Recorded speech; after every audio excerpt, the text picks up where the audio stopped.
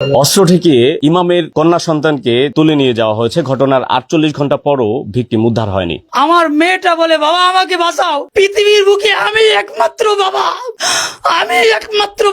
একটা মেয়েকে তার বাবার বুকের থেকে অস্ত্র থেকে বাস্তব নিয়ে আসা, এটা একমাত্র জীবন্ত সাক্ষী আমি। তার বাড়িতে যে ভাঙচুর করা হয়েছে, দরজায় সহ বিভিন্ন জায়গায় ভাঙচুর করে সেই কন্যা সন্তানকে তুলে নিয়ে যাওয়া হয়েছে। এই যে দরজার বাইরে থেকে আমরা দেখানোর চেষ্টা করছি, দেখুন দরজাটা কতটা ফাঁকা করে ফেলেছে। দেখুন কিভাবে ফিল্মি স্টাইলে দরজা ভেঙে তারপর সেই ইমামের কন্যা সন্তানকে তুলে নিয়ে যাওয়া হয়েছে। গাজীপুরের যে দৃশ্য হাজার হাজার মানুষকে কাঁদিয়েছে, একজন ইমাম সাহেব তার বাড়িতে হামলা চালিয়ে, ভাঙচুর চালিয়ে তার মেয়েকে পিস্তল ঠেকিয়ে অপহরণ করে নিয়ে গিয়েছে। কি দরকার ছিল মোটা মোটা আইনের বই লেখা? এগুলা লেখার কি দরকার ছিল? একটা ফটো কার্ড দিয়ে দিলে হইতো, আর ওইটাতে লেখা থাকতো টাকা যার আইন তার। আসসালামু আলাইকুম প্রিয় দর্শক, ভিডিওটা সর্বোচ্চ পরিমাণে শেয়ার করে দিবেন।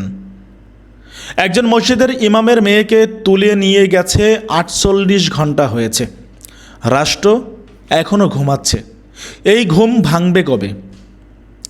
গাজীপুরের শ্রীপুরে একজন ইমামের মেয়েকে তুলে নিয়ে গেছে ওনার মাথায় অস্ত্র ঠেকিয়ে। বেচারার কান্না দেখে মনটা ভারী হয়ে গেল, খুবই খারাপ হয়ে গেল। একজন বাবার কাছে এর থেকে খারাপ খবর আর কি হতে পারে, খারাপ বিষয় আর কি হতে পারে, যে অস্ত্রের মুখে জিম্মি করে তার মেয়েকে দুর্বৃত্তকারীরা তুলে নিয়ে গেল অপহরণ করে। বাবা অসহায়ের মতো তাকিয়ে তাকিয়ে দেখলো, কিছুই করতে পারলো না। রাষ্ট্র এখনও মেয়েটাকে উদ্ধার করতে পারেনি, কবে করবে কেউই জানে না। এরই মধ্যে মেয়েটা বেঁচে আছে নাকি সেটাও কেউ জানে না। এটা নিয়ে মিডিয়ায়ও কোনো সারা শব্দ নেই, নাকি ইমামের মেয়ে বলে কোনো মাথা ব্যথা নাই। প্রিয় দর্শক শ্রোতা মণ্ডলী, ভিডিওটা সর্বোচ্চ পরিমাণে শেয়ার করে দিবেন। আসলে কি বলবো, কি শুরু হয়েছে দেশে এগুলা। বাবার সামনে একটা মেয়েকে তুলে নিয়ে যাচ্ছে অস্ত্রের মুখে জিম্মি করে, বাবা কিছুই করতে পারছে না। কিন্তু রাষ্ট্রের তরফ থেকে কি পদক্ষেপ নেওয়া হয়েছে? রাষ্ট্র কেন এখনও ঘুমাচ্ছে? অনতিবিলম্বে যারা এই ঘটনার সঙ্গে সম্পৃক্ত জড়িত তাদেরকে দ্রুততম সময়ের মধ্যে আইনের আওতায় এনে কঠিনতম শাস্তি প্রদান করতে হবে। প্রিয় দর্শক শ্রোতা মণ্ডলী, চলুন কথা না বাড়িয়ে আমরা দেখে আসি কি ঘটেছিল। আসলে কিভাবে তার মেয়েকে তুলে নিয়ে গেল সেই ইমাম সাহেব বর্ণনা করে কি বললেন কেঁদে কেঁদে। অস্ত্র ঠেকিয়ে ইমামের কন্যা সন্তানকে তুলে নিয়ে যাওয়া হয়েছে। ঘটনার 48 ঘন্টা পরও ভিকটিম উদ্ধার হয়নি। আমরা সরাসরি ভিকটিমের পিতার সঙ্গে যুক্ত হতে চাই এবং তার বাড়িতে যে ভাঙচুর করা হয়েছে, দরজায় সহ বিভিন্ন জায়গায় ভাঙচুর করে তালা ভেঙে তাদেরকে নিয়ে যাওয়া হয়েছে, সেই কন্যা সন্তানকে তুলে নিয়ে যাওয়া হয়েছে। আমরা সেই চিত্র দেখানোর চেষ্টা করব। এই যে দরজার বাইরে থেকে আমরা দেখানোর চেষ্টা করছি, দেখুন দরজাটা কতটা ফাঁকা করে ফেলেছে এবং ভেতরের যে দরজা রয়েছে আরো একটি দরজা, দেখুন কিভাবে ফিল্মি স্টাইলে দেখুন দরজা ভেঙে তারপর সেই ইমামের কন্যা সন্তানকে জোরপূর্বক মাথায় অস্ত্র ঠেকিয়ে, ইমামের বুকে অস্ত্র ঠেকিয়ে তারপর তুলে নিয়ে যাওয়া হয়েছে। এই ঘটনায় মামলা হয়েছে। ঘটনার 48 ঘন্টা পেরিয়ে গেলেও ভিকটিম উদ্ধার হয়নি। আমরা সরাসরি ভিকটিমের পিতার সঙ্গে কথা বলবো। একটু আপনি বলবেন যে কি হয়েছিল সেদিন? আমি হাদিউল ইসলাম, মাওনা বাজারের পাশে, মাওনা ইউনিয়ন 1 নং ওয়ার্ডে বাইতুল মুত্তাকিন জামে মসজিদের ইমাম। আমি এই এলাকায় দীর্ঘদিন যাবৎ ইমামতি করি। আমার ছেলে মেয়েদেরকে লেখাপড়ার জন্য আমি ফায়ার সার্ভিসের সামনে মমিন মোল্লা স্যারের বাসায় ভাড়া থাকি আমার ফ্যামিলি নিয়ে। দীর্ঘদিন যাবৎ পাশের, আমার বাড়ির পাশেই এখানে স্থানীয় সুরুজের ছেলে আবিদ আমার মেয়েকে উত্ত্যক্ত করতো, রাস্তায় যাওয়া আসার পথে বিভিন্নভাবে জোরপূর্বক হেনস্থা করার চেষ্টা করত। এই ঘটনা আমি জানার পরে গত বুধবার দিন স্থানীয় নেতৃবৃন্দদেরকে নিয়ে এটা একটা সমঝোতা আমরা করার জন্য বসি। সর্বশেষ নেতৃবৃন্দ আমাদেরকে আলোচনা করার পরে আমার মেয়ে আমার কাছে রাইখা, মানে পরবর্তীতে এই বিষয়টা নিয়ে আলোচনা করবে এরকম একটা ইয়া করে আমার কাছ থেকে দুপুর 1:15 দিকে আমাকে মেয়ে বুঝাই দিয়ে তারা চলে গেছে। পরবর্তী চলে গেছিল না, মেয়ে জোরপূর্বক নিয়ে গেছিল আগে পয়লা বৈশাখের দিন। পরে আমার মেয়ে তাদের মাধ্যমে, মেয়ের ছেলের যেটা তাদের মাধ্যমে তারা ওই কোথায় নিয়ে গেছিল পরে জানতে পারছিলেন? কিভাবে নিয়ে জোরপূর্বক নিয়ে গেছিল। পরে আমার মেয়ের কাছ থেকে আমি যা জানলাম, এখান থেকে ব্লেড এবং খুর দেখায় আমার মেয়েকে নিয়ে গেছিল ওই এখানে সুমিত একটা ছেলে আছে, এই সুমিত আর আবিদ এই দুইটা ছেলে নিয়ে গেছে। তারপরে পরবর্তীতে যে ছেলেটা আপনার মেয়েকে নিয়ে গিয়েছে বা উত্তক্ত করতো তার নাম কি? তার নাম আবিদ, তার পিতার নাম সুরুজ। এইখানে আমার বাসার সামনেই তার নিজস্ব বাড়িতে এর একটা দোকানদারি করে। তাকে নিয়ে গেছিল, কতক্ষণ ছিল তার কাছে? তার কাছে ছিল, সে মাদ্রাসায় যাওয়ার পথে নিয়ে গেছিল, একদিন ছিল। একদিন। পরবর্তীতে তার জেডার এবং এলাকার বাসীর মাধ্যমে আমি আমার মেয়েকে উদ্ধার করি।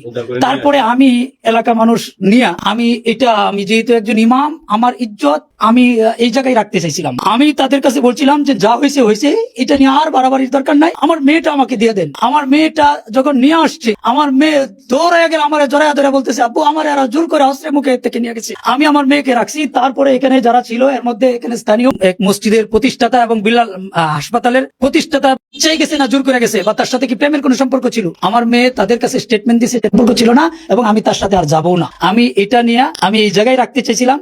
পরবর্তীতে আমি তারা যখন আমার কাছে মেয়ে বুঝাইয়া দিয়ে 1:30 বাজে চলে দা, আমি আমার মেয়েকে নিয়ে নামাজের প্রস্তুতি নিতেছি। এই মুহূর্তে আমার ঘরে দরজা জানালার মধ্যে বাইরে বাড়ি শুরু করে দিছি।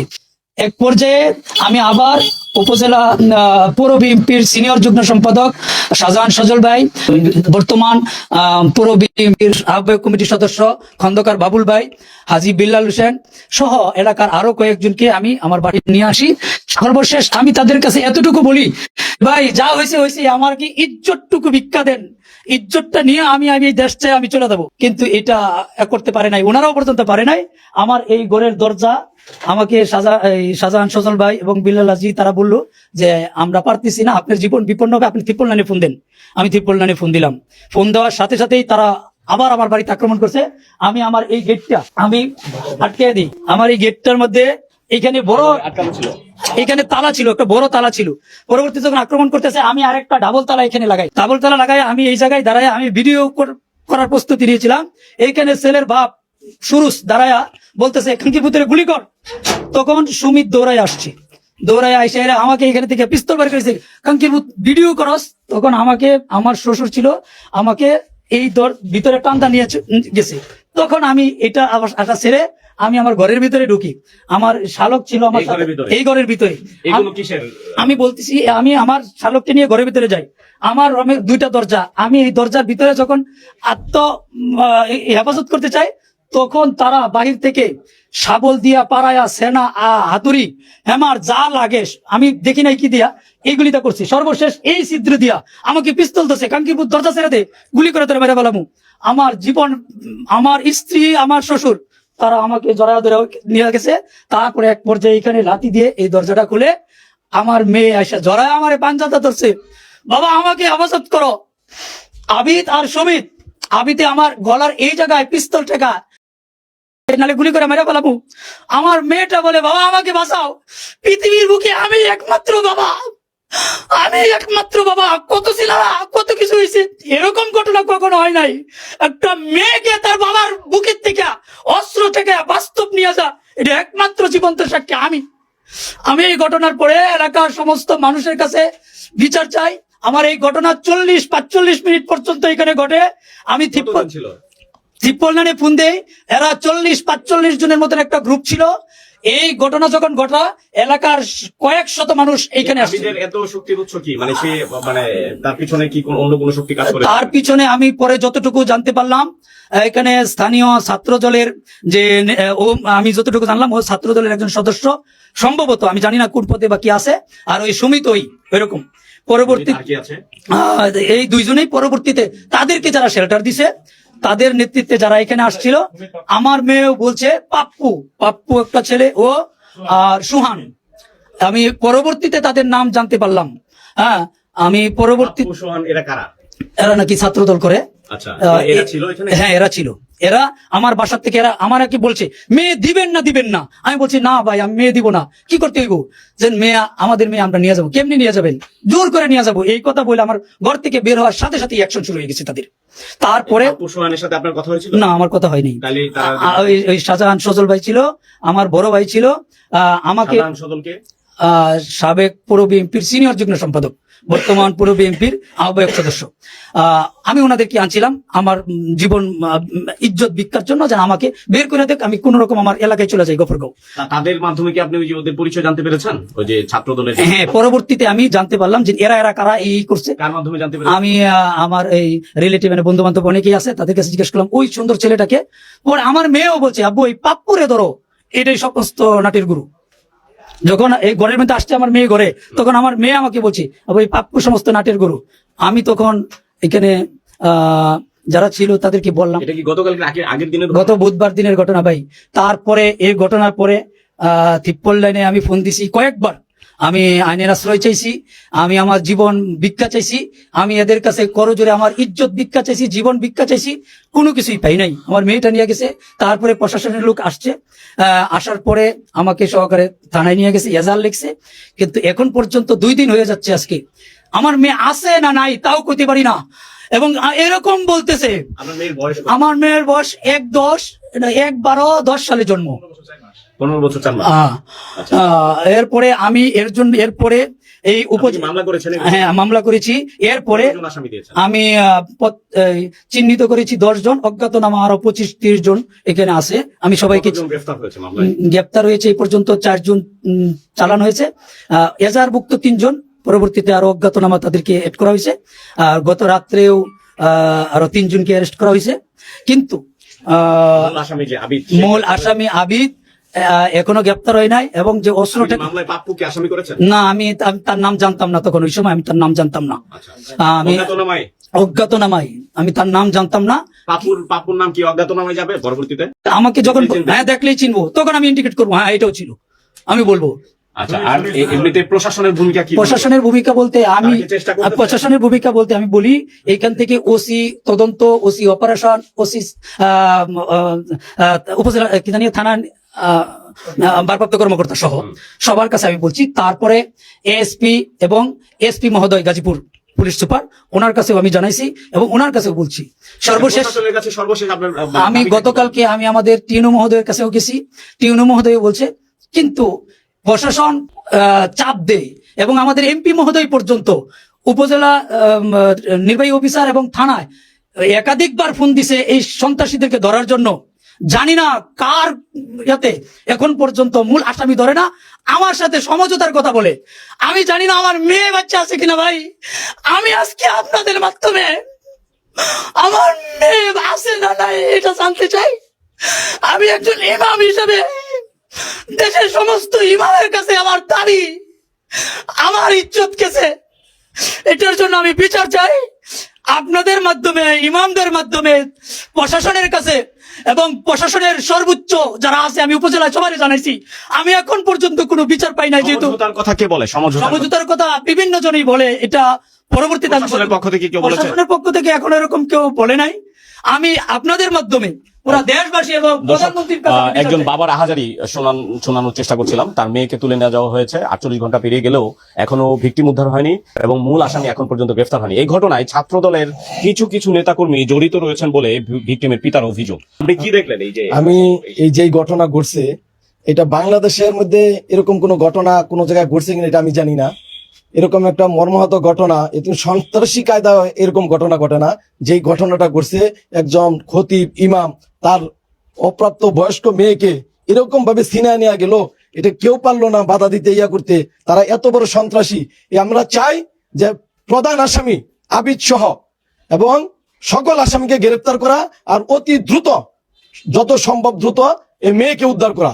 মানে মেয়ে বেঁচে আছে না মারা গেছে এটা আমরা বলতে পারি না। আমরা চাই আমাদের ইসলামী ঐক্য জোট, হেফাজতে ইসলাম, সারা দেশবাসীর পক্ষ থেকে আগে আমাদের মেয়েকে উদ্ধার করা, তারপরে আমাদের অন্য ব্যবস্থা নেওয়া এবং সমস্ত আসামিগুলো ধরা। এখনো দেখা যায় আসামিদের সমস্ত দোকানপাট গুলা খোলা, ব্যবসা বাণিজ্য, বাড়িদের সবকিছু চলতেছে, মার্কেট চলতেছে, কিভাবে চলে এটা আমার বুঝে আসে না। আমি প্রশাসনকে বলবো, একেবারে দিনে দুপুরে এই ঘটনা ঘটছে, যে সন্ত্রাসীরা মব সৃষ্টি করে দিনে দুপুরে এই ঘটনা ঘটানো হয়েছে। এই জন্য আমরা তীব্র নিন্দা জানাই এবং প্রতিবাদ জানাই। আমরা যদি আগামী 24 ঘন্টার ভিতরে যদি না হয়, আমরা আজকে বাদাসর মানববন্ধন করব। পরবর্তীতে আমরা দেশের ওলামায়ে কেরামদেরকে সাথে নিয়ে কঠোর কর্মসূচি দিব, যে বাধ্য করবো এই সরকারকে এবং প্রশাসনকে যাতে আসামি ধরে। এই জন্য আমরা চাই অত্যন্ত দ্রুত সময় যেন এটা আসামিকে ধরা হয়, 1 নম্বর আসামি সহ যারা সহযোগী যারা ছিল সকল আসামিকে যেন ধরা হয়। তা আমরা যতটুকু শুনতে পারছি, একটা ফিল্ম স্টাইলে দিনে দুপুরে বিকাল 3টা 3:30টার দিকে অস্ত্র ঠেকিয়ে একটা অপ্রাপ্ত বয়স্ক মেয়ে, হ্যাঁ একটা অপ্রাপ্ত বয়স্ক মেয়ে, তাকে দিনে দুপুরে এভাবে একেবারে সন্ত্রাসী কায়দায়, বাংলাদেশে আমাদের শ্রীপুরে এরকম ঘটনার কোন সময় ঘটে নাই। আমরা শোনার পরে ওনার কাছে আসছি, আমরা পরিদর্শন করলাম, দেখলাম এবং এই ঘটনার নিন্দা জানাই। আমরা ইউএনও স্যারের সাথে, তারপরে শ্রীপুর ওসি মহোদয় ওনাদের সাথে কথা হয়েছে, এমপি সাহেব থানায় ফোন করছেন। আসামি ধরা হয়েছে বটে, কিন্তু মূল আসামি যারা তারা বিভিন্ন জায়গায় ঘোরাফেরা করতেছে। অনেকে প্রশ্ন তুলছেন যে মেয়ের সাথে কি ওই ছেলেটার সম্পর্ক ছিল কি। হ্যাঁ, আমার কথা হলো মেয়ের সাথে যদি সম্পর্কই হইতো তাহলে তো মেয়েকে বলতো যে তুমি অমুক জায়গায় আসো, আমি রেডি আছি, মেয়ে এমনি চলে যেত। অথবা মেয়ে বলতো যে না আমি ইচ্ছা করে আইছি। তাহলে অস্ত্র ঠেকায় ফিল্মের স্টাইলে এইভাবে ভাঙচুর কইরা পিস্তল ঠেকায়া, এরা কোন ধরনের সন্ত্রাসী? এরা পিস্তল পায় কই এই দেশে, নতুন সরকারের দেশে? হ্যাঁ, এরা পিস্তল ঠেকায় মেয়ের বাবার বুকে অস্ত্র ঠেকায় নিল। তাহলে মেয়ের সাথে সম্পর্ক ছিল আমরা কিভাবে বুঝি? সম্পর্ক থাকলে মেয়ের স্বেচ্ছাই দিত, কিন্তু মেয়ে তো প্রায় আজকে 46 ঘন্টা চলছে, 45-46 ঘন্টা চলছে। এর ভিতরে কিছু আসামি হলেও অ্যারেস্ট হলেও মূল আসামি যারা তারা দিব্যি ঘোরাফেরা করতেছে বিভিন্ন জায়গায় এবং আতঙ্ক সৃষ্টি করতেছে এবং সমঝোতার সৃষ্টি করতেছে, চেষ্টা করতেছে, হুমকি দিতেছে। সমঝোতা না হলে তাদেরকে মেরে ফেলবে, তাদের জীবনের কোনো হুমকি, তাদের এখন নিরাপত্তা নাই। এই ঘটনার পর থেকে এলাকাবাসী আতঙ্কিত কিনা? এলাকাবাসী আতঙ্কিত, যেহেতু এটা অস্ত্রের ব্যাপার। আমরা এলাকার ময়মুরব্বী যারা আছে ওনাদের সাথে কথা বললাম, ওনারাও বলতেছে যে হ্যাঁ, এটার সুষ্ঠু বিচার হোক। প্রশাসনের প্রতি অনুরোধ জানাই যেন দ্রুত মেয়েটাকে উদ্ধার করা হয়। একটা মেয়ে যার নাই, যার মেয়েকে সিনায় নেওয়া হয়ে গেছে, একটা অপ্রাপ্ত বয়স্ক 15 বছর 4 মাস বয়স, এই মেয়েটা কোথায় আছে, কিভাবে আছে, জীবিত না মৃত, ফ্যামিলি তার মা বাবা কেউ বলতে পারতেছে না। আপনার বুকে পিস্তল ধরেছিল? আমার এই জায়গায় পিস্তল ধরছে, আমার গলায়, আমার আচ্ছা, এই পিস্তল কে ধরেছিল? আর সুমিত আজকেও সুমিতের দুলাভাই এই স্বীকারোক্তি দিছে এসআই লালচানের সামনে।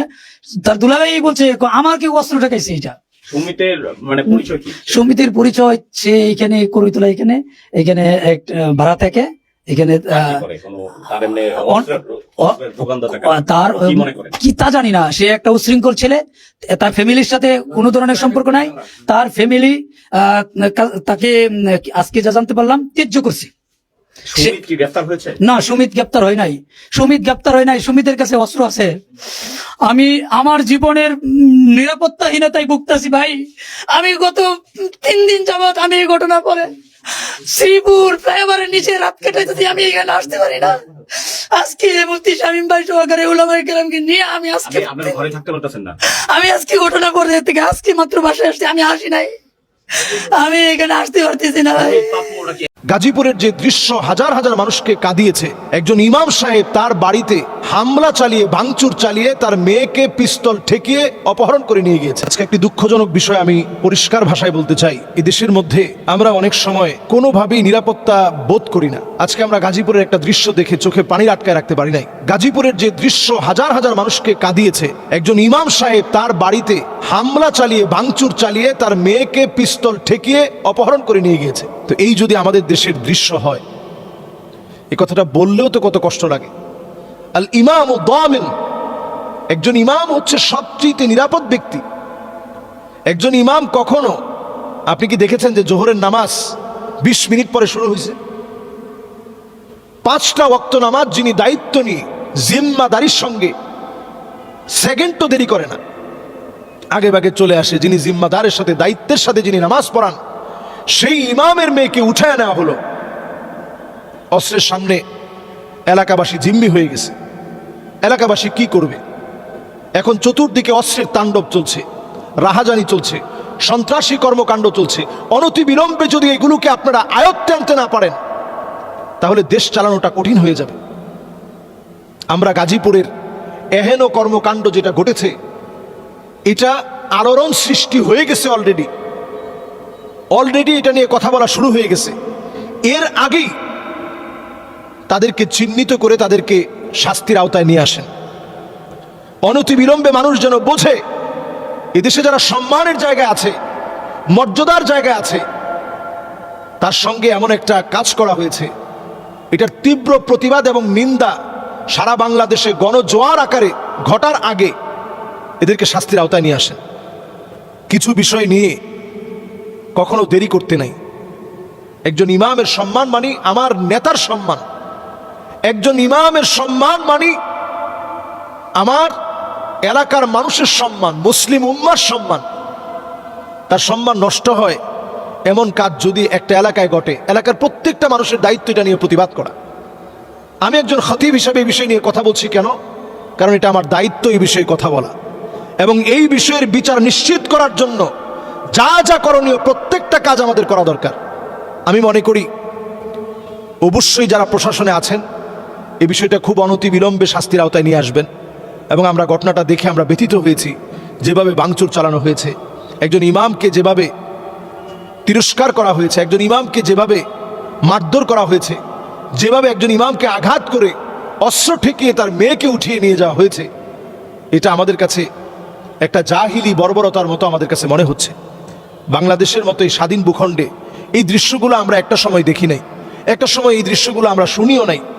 নবী করিম সাল্লাল্লাহু আলাইহি সাল্লাম বলেছেন, মানুষ এত নির্লজ্জ, এত বেহায়া হয়ে যাবে, ইয়াতাসাফাদু ফিত তরিক তাসাফুদাল হামির, কুকুর যেমন নির্লজ্জ বেহায়াপনা যেই কোনো জায়গায় লিপ্ত হয়ে যায়, গাধা যেভাবে বিবেক না থাকার কারণে নির্লজ্জ আচরণ যে কোনো জায়গায় করতে পারে, মানুষ এরকম নির্লজ্জ বেহায়া হয়ে যাবে। সমাজের সম্মানিত মানুষদেরকে অপদস্থ করা হবে, লাঞ্ছিত করা হবে। ইল্লা আলা হুসালাতিন মিনান নাস, পরিস্থিতি এমন হবে নেককার লোক খুঁজে পাওয়া যাবে না, আমানতদার মানুষ খুঁজে পাওয়া যাবে না, অধিকাংশ মানুষ চরিত্রহীন লম্পট হয়ে যাবে। আমার তো মনে হয় সেই দৃশ্য যেন আমরা স্বচক্ষে দেখতেছি। সুতরাং এই বিষয়ের অকপটে আমরা বলতে চাই, এখনই তার বিচার কার্যকর করতে হবে, এবং আমরা দেখতে চাই অনতি বিলম্বে এই বিচার বাংলাদেশে নিশ্চিত হয়েছে, কঠিন থেকে কঠিন বিচার নিশ্চিত হয়েছে, এটা আমরা দেখতে চাই। কি দরকার ছিল মোটা মোটা আইনের বই লেখা? হ্যাঁ, মোটা মোটা বই থাকে না আইনের, এগুলা লেখার কি দরকার ছিল? একটা ফটো কার্ড দিয়ে দিলি হইতো, আর ওটাতে লেখা থাকতো টাকা যার আইন তার, এনাফ। ওর মধ্যেই সবাই বুঝা নিত, একটা ফটো কার্ডই তো এনাফ। মোটা মোটা আইনের বই দিয়ে কি হবে? কেন এই কথাটা বললাম? আমাদের আসিফ নজরুল বলছিল 3 মাসের মধ্যে বিচার হবে। আসিয়া মনে আছে? ওই যে শ্বশুর, বিচার হয়েছে? আজও কি ওই বিচারের কোনো রায় পাইছেন? নিশ্চয়ই না, বিচার তো হচ্ছে না। আর বিচার হচ্ছে না বলেই আজকেও দেখলাম ভাই 3 জনকে লাঠি দিয়া। কত বড় অমানুষ একটা 8 বছরের শিশুকে সারা রাত, ও ভাবা যায় না, ভাবা যায় না।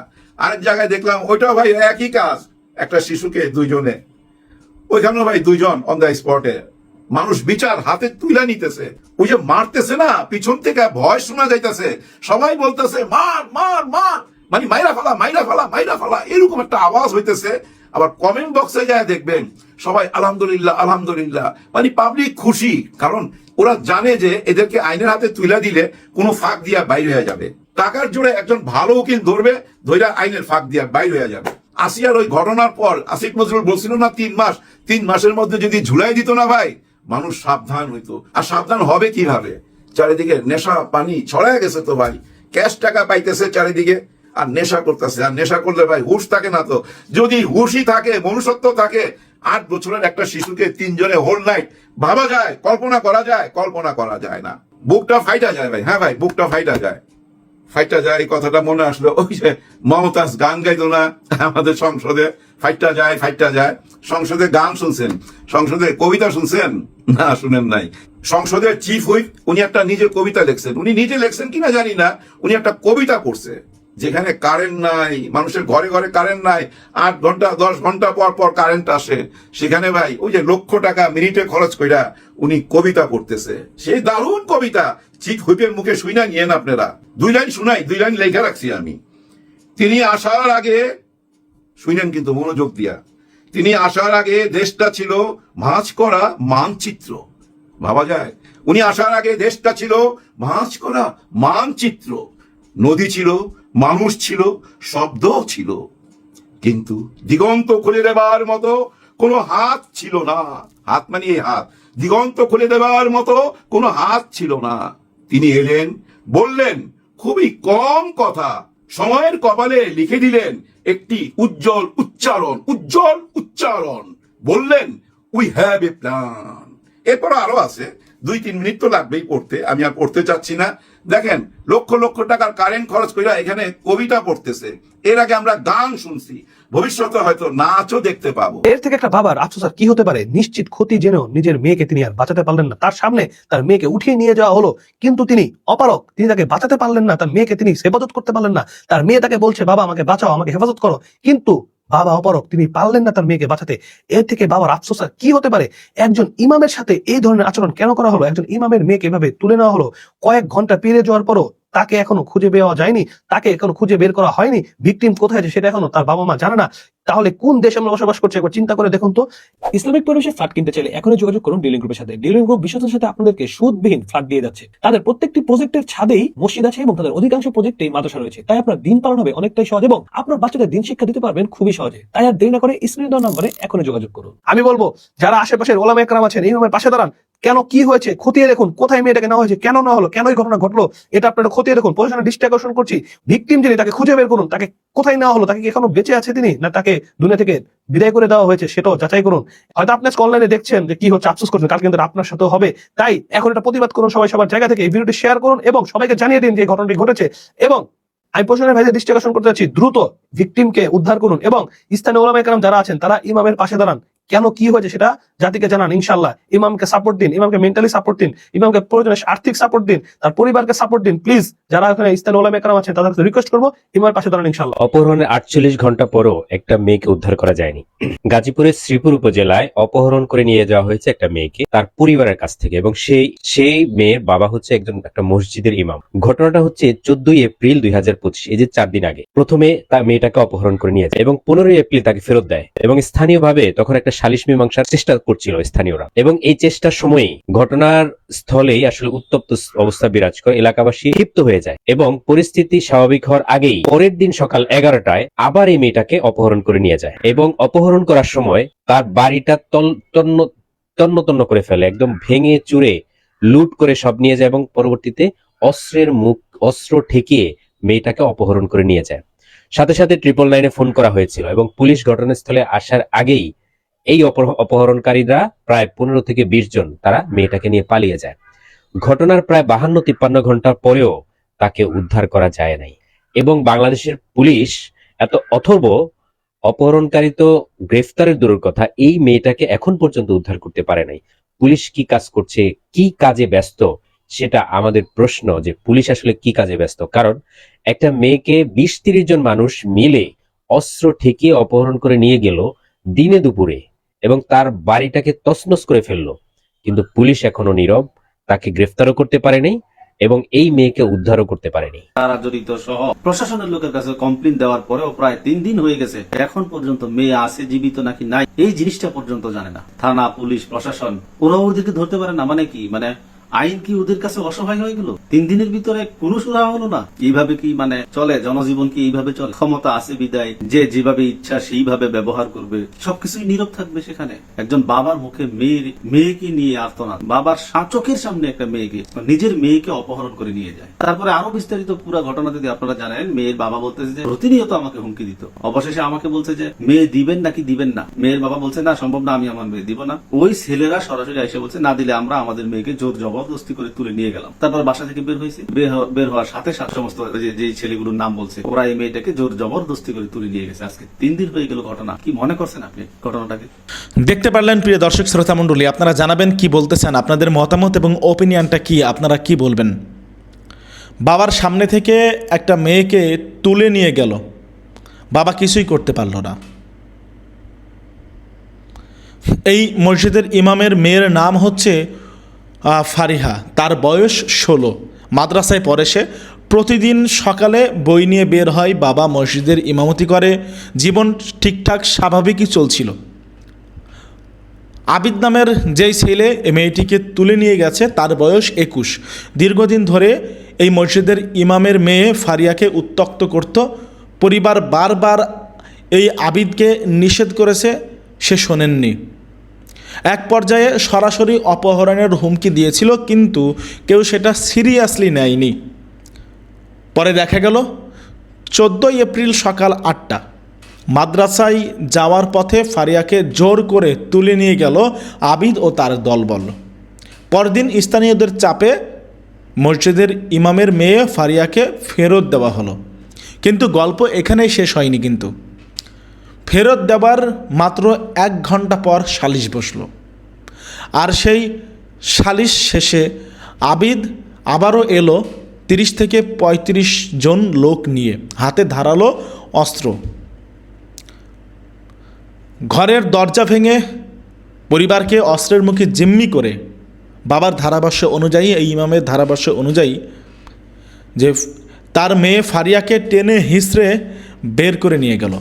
মাথায় গলায় অস্ত্র ঠেকানো ছিল, ভয়ে কিছুই করতে পারেনি। অসহায়ের মতো তাকিয়ে দেখেছিল বাবা তার মেয়েকে নিয়ে যাওয়া।